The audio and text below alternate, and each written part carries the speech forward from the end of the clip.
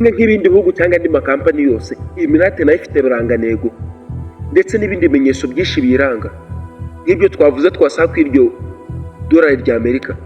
Gusa bavuga ko ikimenyetso cya mbere kiranga Illuminati ni piramide iriho mu Misiri tubona, kuko babifata nk'aho ngaho ngo iyi piramide babifata nk'aho ari inzego, kuko nureba ko ari dolari rya Amerika hariho iriya piramide iragaragara, ariko gusa iriho igaragaraho nivo 13 cyangwa inzira z'amatafari 13. Ibi ngibi nanone ngo bigaragaza imiryango 13 n'ubundi igizwe Illuminati, kuko bigaragara ko nayo kandi binazwi ko igizwe n'imiryango 13.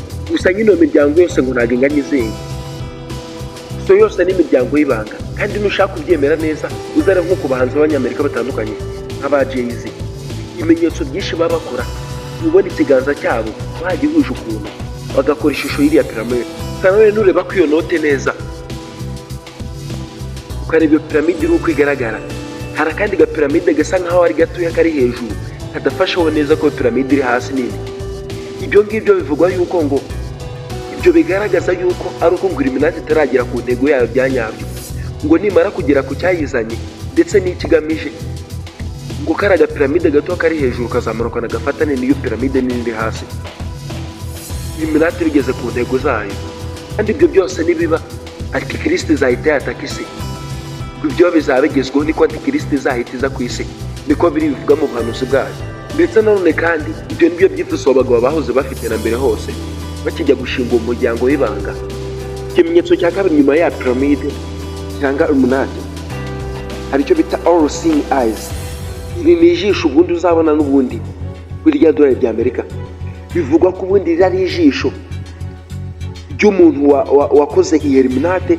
Intego ye nta yindi ari ukugira ngo ajya kontora ibintu bye byose, arebe uko bigenda, ari uko ibintu bye bijya mu bikorwa. Muri make bivuga ko iri jisho ari ryo dukontorora mu byo dukora byose, buri munsi aho tujya hose iri jisho baritureba. Ikimenyetso cya gatatu nicyo bita eternal flame. Bivuga ko ubundi iki ni ikibatsi cy'umuriro, ngo ubundi ibingibi nyine muri Illuminati bigaragaza ko n'ubundi nyine ni ikibatsi cy'umuriro utazima, kuko iyi Illuminati ntabwo nta gahunda yo kuzima ifite.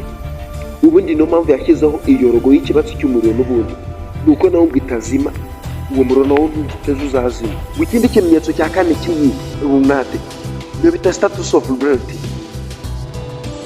Iyi ni stati iva muri New York muri Amerika.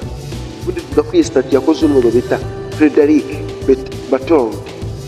Uyu kandi nawe ari umwe mu ba membership cyangwa mu banyamuryango bagize wa muryango w'Amasonic, n'ubundi nawe umwe mu muryango ugize Illuminati. Ubundi nabyo bivugwa yuko iriya stati y'uriya mugore n'ubundi nahagarara Illuminati.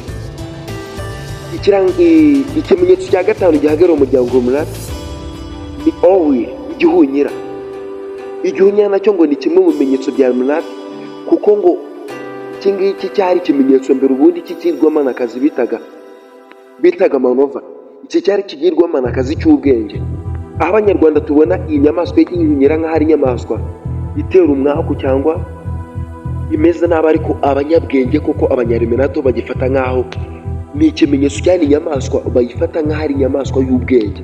Gusa nanone nureba ko iyo note y'idolari rya Amerika uraza kubonaho imibare y'ikiromani MDCC RXXVR.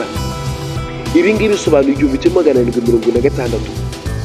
Ubundi neza uyu mwaka ni umwaka igihugu cya Amerika cyaboneyemo ubwigenge. Nanone nubyibuka neza n'umwaka Illuminati yashingiwemo. Ibi ngibi bihuriye hehe? Cya gatandatu n'ubundi Illuminati niyo bita obelisk. Ibi ni ibibumbano cyangwa inyubako, ariko hano ibibumbano babizamuye babisongoye.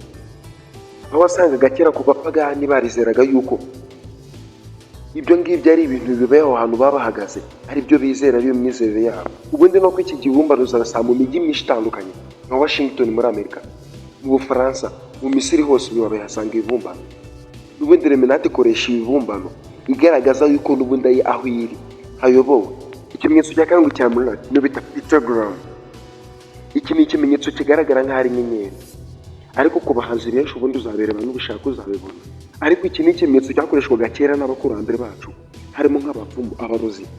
Iyo baga bashaka kwirukana imyuka mibi cyangwa bashaka kuganira na Sekibi, nko kwikigenge ushaka kuganira na Satani, iki kimenyetso bisaba ngo kibe kikuri hafi gihagazemo, ucanemo ayo mabuje, ukuremo n'indi mihango itandukanye myinshi, muraganira koko.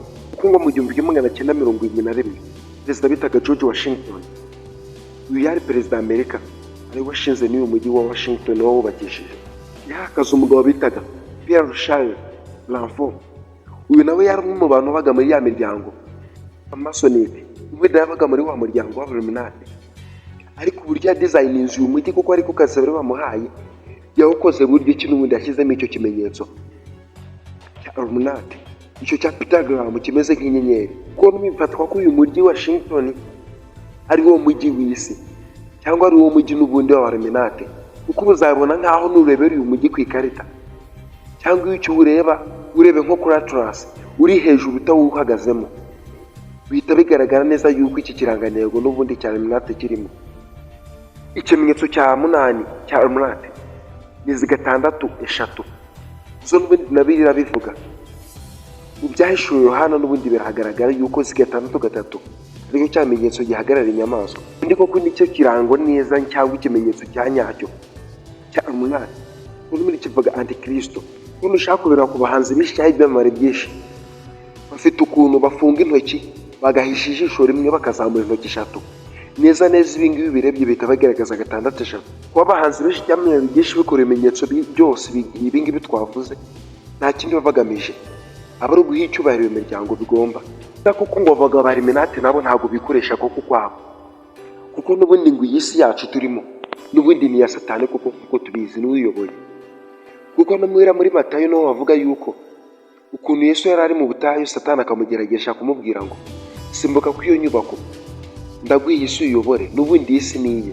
No mpamvu n'umuntu usanga bavuga Illuminati n'ubundi nawo bakoresha imyuka myinshi.